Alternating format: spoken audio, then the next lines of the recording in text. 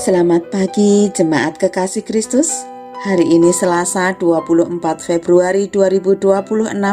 Kita belajar dari kitab Yosua pasal 13 ayat 8 sampai 33. Yosua pasal 13 ayat 8 sampai 33.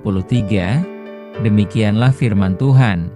Bersama-sama dengan suku Manasye yang setengah lagi, orang Ruben dan orang Gad telah menerima milik pusaka mereka yang telah diberikan Musa kepada mereka di sebelah timur sungai Yordan, seperti yang ditentukan Musa, hamba Tuhan itu, kepada mereka, yakni mulai dari Aroer, yang di tepi sungai Arnon, kota pada pertengahan sungai itu, dan seluruh dataran tinggi, dari Medeba sampai ke Dibon, dan segala kota Sihon, raja orang Amori, yang berkerajaan di Heshbon, sampai ke daerah orang Amon, selanjutnya Gilead dan daerah orang Gesur dan orang Ma'aha, serta seluruh gunung Hermon dan seluruh tanah Basan sampai ke Salha, seluruh kerajaan Og di Basan. Yang memerintah di Ashtarot dan Edrei, dialah yang tinggal hidup dari sisa-sisa orang Refaim yang telah dikalahkan dan dihalau oleh Musa. Tetapi orang Israel tidak menghalau orang Gesur dan orang Ma'aha itu, sehingga Gesur dan Ma'aha masih tetap diam di tengah-tengah Israel sampai sekarang. Hanya kepada suku Lewi tidak diberikan milik pusaka. Yang menjadi milik pusakanya ialah Tuhan, Allah Israel, seperti yang dijanjikannya kepada mereka. Kepada suku Bani Ruben, menurut kaum-kaum mereka, telah diberikan Musa bagian ini. Daerah kepunyaan mereka mulai dari Aroer yang di tepi sungai Arnon, kota pada pertengahan sungai itu, dan seluruh dataran tinggi dekat Medeba, Heshbon dan segala kotanya. Yang di dataran tinggi, yakni Dibon, Bamot Baal, Bet Baal Meon, Yahas, Kedemot, Mefaat, Kiryataim, Sibma, Zeret Hasahar di atas gunung di lembah itu.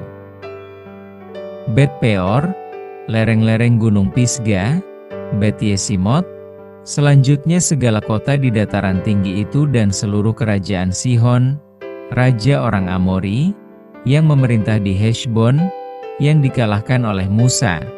Bersama-sama dia juga dikalahkannya raja-raja Midian, yakni Ewi, Rekem, Zur, Hur dan Reba, raja-raja bawahan Sihon, penduduk negeri itu.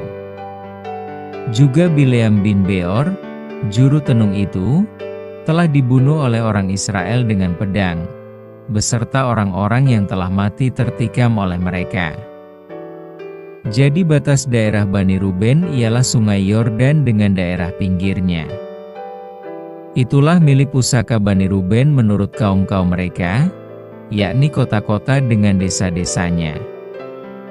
Kepada suku Gad, yakni kepada Bani Gad menurut kaum-kaum mereka, telah diberikan Musa bagian ini. Daerah kepunyaan mereka ialah Yaezer dan segala kota negeri Gilead, serta setengah negeri orang Amon sampai ke Aroer, yang di sebelah timur Raba, yakni mulai dari Heshbon sampai ke Ramat Mispa dan Betonim, dan dari Mahanaim sampai ke daerah Debir, dan di lembah, Bet Haram, Bet Nimra, Sukot dan Zafon, sisa kerajaan Sihon, Raja Heshbon, sungai Yordan dengan daerah pinggirnya, sampai ke ujung Danau Kineret, di sebelah timur sungai Yordan. Itulah milik pusaka Bani Gad menurut kaum-kaum mereka, yakni kota-kota dengan desa-desanya. Kepada suku Manasye yang setengah itu, yakni kepada puak Bani Manasye yang setengah itu, menurut kaum-kaum mereka, telah diberikan Musa bagian ini. Daerah mereka mulai dari Mahanaim, seluruh Basan. Seluruh kerajaan Og, Raja Basan, dan segenap Hawot-Yair, yang di Basan itu, 60 kota banyaknya. Selanjutnya setengah Gilead, Ashtarot dan Edrei, kota-kota kerajaan Og di Basan, menjadi bagian Bani Mahir, anak Manasye, yaitu bagian setengah Bani Mahir menurut kaum-kaum mereka. Itulah semuanya yang dibagikan Musa sebagai milik pusaka di dataran Moab di sebelah timur sungai Yordan dekat Yerikho. Tetapi kepada suku Lewi Musa tidak memberikan milik pusaka. Tuhan, Allah Israel, Dialah yang menjadi milik pusaka mereka, seperti yang dijanjikannya kepada mereka. Tema kita, kontinuitas pekerjaan. Ketika terjadi pergantian pemimpin dalam suatu organisasi atau negara, kadang-kadang pemimpin yang baru melakukan perubahan terhadap kebijakan pemimpin lama sehingga muncul anggapan ganti pemimpin, ganti kebijakan. Seolah pemimpin yang baru ingin selalu membuat sesuatu yang berbeda dari pemimpin lama, supaya tampak bahwa dia kreatif dan lebih baik daripada pemimpin lama. Yosua menggantikan Musa memimpin orang Israel. Usia Yosua dan Musa terpaut jauh. Gaya kepemimpinan mereka tentu juga berbeda. Namun Yosua menjaga kontinuitas, keberlanjutan kebijakan yang dibuat oleh Musa pada saat ia bertugas memimpin orang-orang Israel memasuki tanah Kanaan. Sebelum itu, saat masih dipimpin oleh Musa, 2,5 suku sudah mendapatkan milik pusaka mereka di sebelah timur sungai Yordan. Yosua mengakui hal itu dan tidak membatalkannya. Pembagian tanah suku Ruben, Gad, dan Manasye yang setengah itu dicatat secara mendetail. Sikap dan tindakan Yosua ini mengajarkan bahwa tidak semua kebijakan yang dibuat oleh pemimpin lama perlu diubah. Kalau memang kebijakan pemimpin lama itu keliru, tidak efektif, atau melenceng dari kebenaran, tentu harus diubah. Namun jika kebijakan itu baik dan benar, tentu harus dilanjutkan. Hal itu menjamin kontinuitas, keberlanjutan jalannya suatu organisasi atau negara. Kontinuitas sangat penting. Jika setiap ada pergantian pemimpin selalu ada kebijakan yang diganti, tidak akan ada kemajuan yang akan dicapai sebab program yang dibuat oleh pemimpin lama tidak akan dilanjutkan. Pemimpin baru akan membuat program baru yang berarti harus mulai dari nol lagi sehingga program lama tidak akan pernah selesai. Hal ini karena pemimpin hanya berfokus pada popularitas pribadi dengan berusaha selalu tampil beda dari pendahulunya.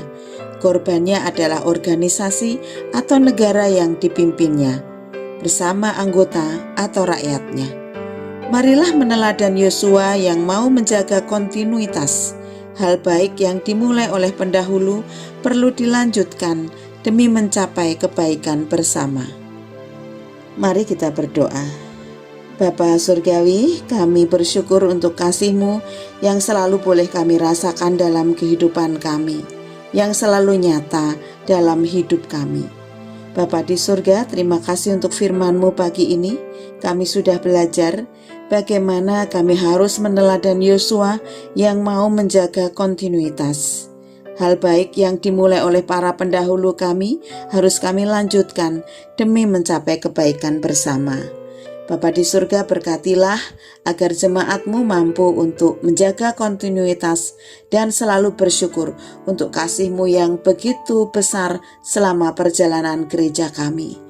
Bapa, kami mau sambut hari ini di dalam tangan kasih-Mu. Mohon berkat-Mu sehingga apapun yang kami lakukan berkenan di hadirat-Mu. Di dalam nama Tuhan Yesus Kristus, mohon ampun setiap dosa kami dan kami serahkan hidup kami sepenuhnya. Amin.